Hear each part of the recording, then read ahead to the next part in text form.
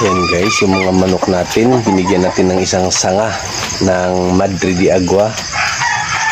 Ayan, kumakain sila. Ngayon alas 6 pa lang ng umaga ngayong araw ng Lunes. Ayan guys, so kumakain sila ng Madre de Agua. At binigyan din natin sila ng gamot ng Cotrimoxazole. Kasi tag-ulan, yung iba sinisipon. Kaya dyan muna sila sa loob. Mahirap na pag magkasakit.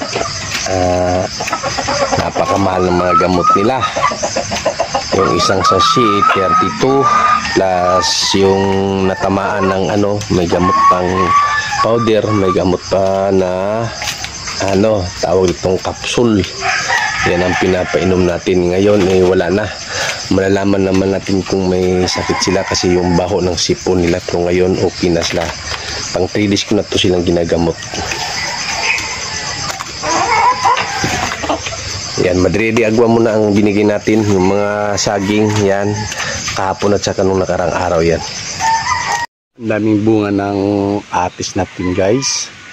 Ayan, yan malapit yung mahinog ko. Bukad-kad na. Ito, naunahan tayo sa ibon. May nakain akong isa. Tsaka ito guys, ang laki guys. Yan, nakatago. Ito talaga. Ayan, napakalaki. Hinog na talaga to siya. Ayan, laki Malalaman mo kung hinog kasi bukad-kad na yung balat niya. Daming bunga Dito naman tayo guys, violet natin na ito. Tingnan nyo guys, diba iba? Parang violet pero violet pink ang kulay nito. Yan, lahat ng bunga nito ganyan.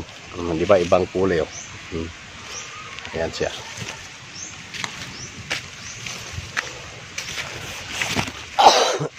Ayan yung bunga niyo.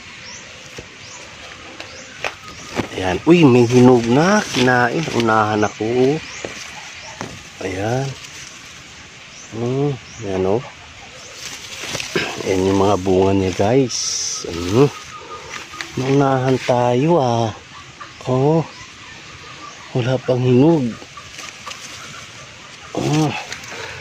May dalawa dito.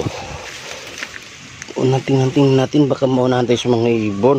Ayan guys. Nakita na ninyo yung atis na ito niya kulay violet.